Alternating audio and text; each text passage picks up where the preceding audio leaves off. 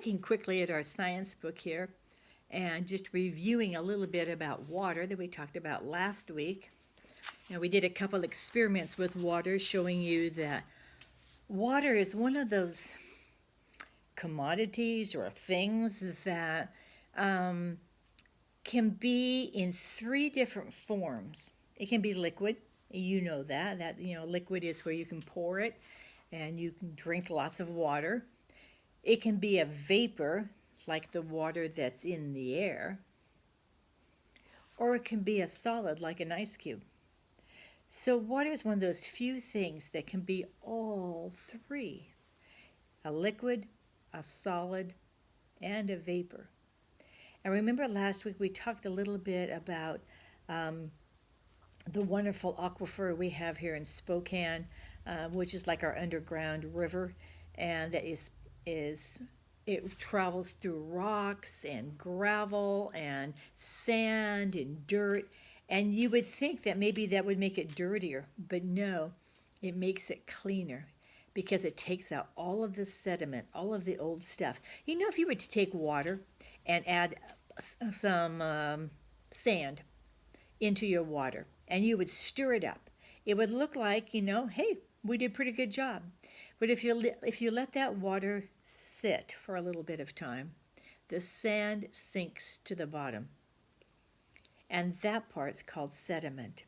Happens also with dirt. If you put dirt in your water and you churn it all up, it looks like it might be okay, pretty good. But the dirt eventually will kind of settle on the bottom, and that part's called sediment. And that is what gets caught in the rocks and the sand and the gravel in our beautiful underground river. And so when you use it, it's already nice and clean because it's been cleaned by the sand and the gravel, which is an interesting thought. But years ago we used to have a swimming pool, an above ground swimming pool. And Grandpa bought us a filter. And the filter was nothing but a bunch of sand and all of the gunk from the swimming pool, which was usually hair or algae, like that kind of stuff, would go through the sand and it would squirt out the other end. And when they came out, hey, it was pretty clean water. Now, not drinking water, you understand, but it was clean. And the kids swam in the pool all summer long in a beautiful blue pool because of the filter, and it was only filtering through sand. So our underground water is filtered all the time through rocks, gravel, and sand. Hard to believe, isn't it? And remember, when the Lord created, you remember when He created water? He only had to create it one time. And the same water has been used over and over again. And the reason we know that is because of the wonderful thing called the water cycle. Remember our picture? So this is a picture of a lake. There's my lake there. Okay? And anytime there is water, it evaporates. And you can't stop it. It just is going to evaporate. Just like if you did that experiment the other day where you put some water on your kitchen counter and you came back the next day, was the water there? No, it wasn't. It had disappeared. Where did it go? It evaporated. So wherever water is, it is constantly evaporating. And when it evaporates, it condenses, they call it that condensing, which means it gathers up all the water, kind of gathers together, and it forms clouds. And when the clouds are full enough or too full, it forms rain or sleet or snow or hail. But we'll say rain. And guess what? The rain goes to the earth, of course. The rain doesn't go up, it comes down, right? So the rain comes to the earth and it falls into little rivers and little rivulets, which go back into the lake. And guess what? The water evaporates from the lake a little at a time. It condenses and makes clouds, and the clouds get too full. It precipitates, there's a fancy word, but the rain falls to the earth and makes little rivulets that flow into the lake, and it goes around and around. It's been doing that since God created it way back at the beginning of Genesis. Our water is constantly being cleaned and purified. And remember when we did the experiment the other day when I put some salt in that water and boiled it? What came out? Only thing that came out was the water. The salt was left in the pan. And if Mommy did that experiment with you, you remember that? Okay. So the water that's evaporated is fresh and clean and pure because God had it all figured out from the very beginning. Evaporation, condensation, precipitation, that's the water cycle. Evaporation, condensation, precipitation, that's the water cycle. Pretty amazing, isn't it? You know, sometimes water can cause a lot of damage. In the hurricane world, water has done much damage, and we don't live in that world because we don't live by the ocean. But when there's too much water, it can carry the soil away.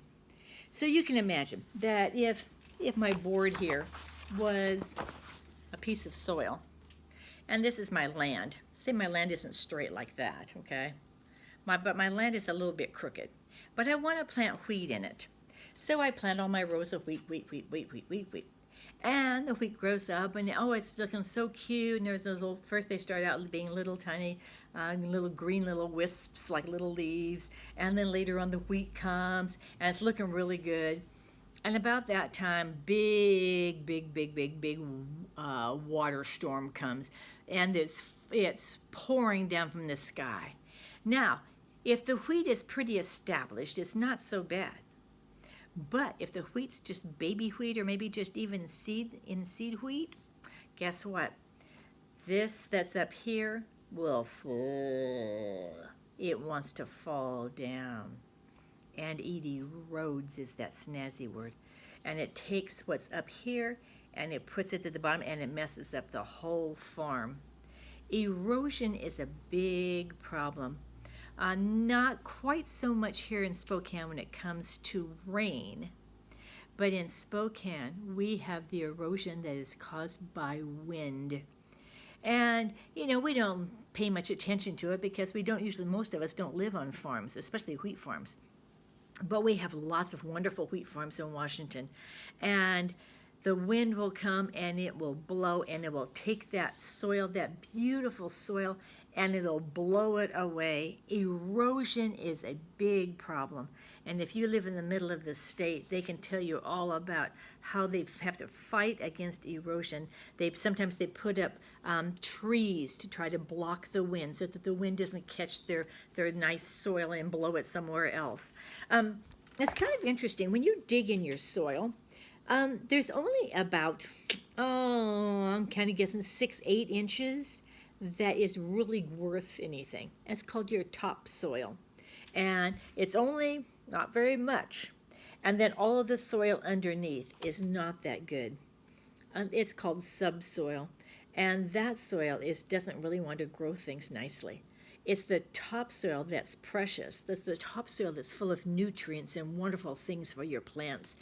But the subsoil really doesn't have any nutrients in it at all. And I learned that the hard way when we had our house built 40 years ago.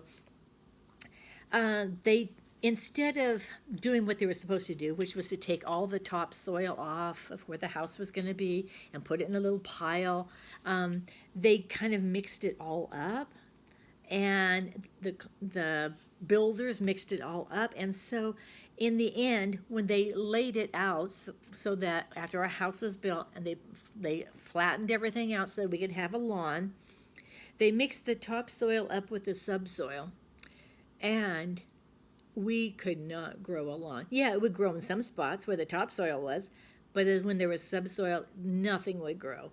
Oh, it was awful. And we had to go out and buy topsoil in order to even get a lawn to grow at all. So topsoil is very important. In Spokane, we are very blessed. Sometimes the topsoil is just a couple inches thick in some areas. In some areas, they don't even have very good soil at all. But remember, Mr. Corbin, he knew He knew that if we had water on this soil, that it would be really good for growing, and he was absolutely right. So we have really good topsoil in our Spokane County. But if it blows away, that's not good for us. No, erosion is a bad problem. And it hurts the farmers very much. If you want to open up your book right here, it is page 96, and let me read what they say. On the surface of the earth is a layer of soil. Soil is a natural resource. Without soil, most plants will not grow. Plants provide food for people and animals. God gave us soil so we can grow food. Sometimes soil on the earth's surface is moved from one place to another. We call this erosion. Wind and water can cause erosion.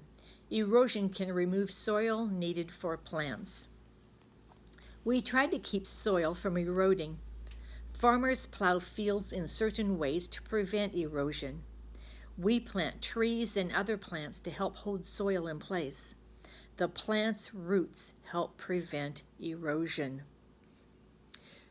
So you can kind of think, if you have nothing on a field, there's nothing growing, that there is lots of times that field, especially if it doesn't have anything on it, that field with erosion is a big problem for that field.